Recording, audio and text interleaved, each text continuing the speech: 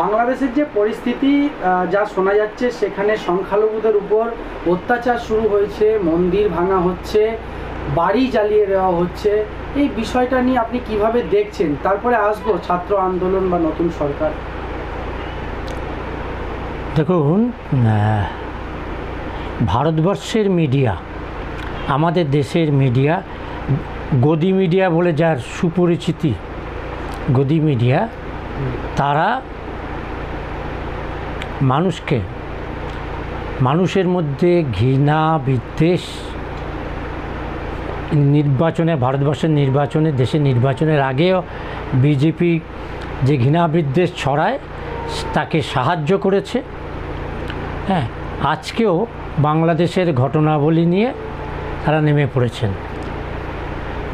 আমি স্মরণ করিয়ে দিতে চাই যে বাংলাদেশের মানবাধিকার সংগঠন 266 জন 4 তারিখের আগে পর্যন্ত যে মৃতর তালিকা প্রকাশ করেছে, তাতে 6 জন হিন্দু যুবক তরুণের নাম আছে। এত হিন্দু দরদ যাদের, তারা এই সময় নীরব ছিলেন কেন? 6 জন হিন্দু যুবককে হাসিনা সরকার গুলি করে হত্যা করেছে। আমি বাংলাদেশের যে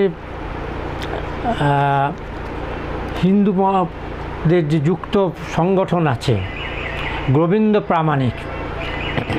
গোবিন্দ প্রামাণিক তিনি পরিষ্কার বলেছেন, অ্যাডভোকেট গোবিন্দ প্রামাণিক গতকাল একটি ভিডিও ভাইরাল হয়েছে। হ্যাঁ, একটি ভিডিও বার্তায় তিনি পরিষ্কার বলেছেন, এটা ঘটনা যে এই ধরনের বড় বিক্ষোভের পরে, গণবিস্ফোরণের পরে, গণ অসন্তোষ ফেটে পড়ার পরে গণতন্ত্র পুনরুদ্ধারের যে মধ্যবর্তী অধ্যায়, ফ্যাসিজমের পরাজয়, ফ্যাসিস্ট শক্তিকে ক্ষমতাচ্যুত করার পরে যে শূন্য স্থান তৈরি হয়, সারা পৃথিবীতেই দেখা গেছে যে এই ধরনের ঘটনা কিছুদিন ঘটে। কিন্তু আমরা দ্রুত এটাও দেখতে পেলাম যে ছাত্র আন্দোলনের নেতৃত্ব এবং সকলেই কিন্তু তারা এটাকে রাস্তায় দাঁড়িয়ে আজকেই দেখছিলাম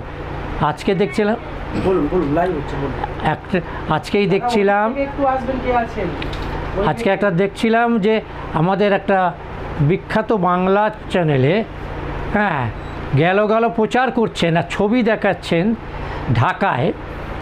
ঢাকায় আপনার রাস্তায় ট্রাফিক মেনটেন করছেন ছাত্ররা, এবং তার মধ্যে একটি ছাত্রী রয়েছেন।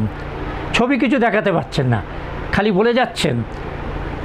একটি বিখ্যাত বাংলা চ্যানেল নিজেদেরকে নিরপেক্ষ দাবি করেন, আনন্দ বিতরণের নামে বিষ ছড়ায়, এমন একটি আনন্দ বিতরণের নামে বিষ ছড়াচ্ছে, ঘৃণা বিদ্বেষ ছড়াতে যে চ্যাম্পিয়ন সেই চ্যানেল, তারা ছবিটা কিন্তু ঢাকার রাস্তায় ছবি দেখাচ্ছেন, বাস চলছে, অটো চলছে, প্রচুর মানুষ ঢাকার রাস্তায় নেমেছেন, এবং পুলিশ না থাকার কারণে ছাত্রীরা তারা রাস্তায় ট্রাফিক মেনটেন করছেন।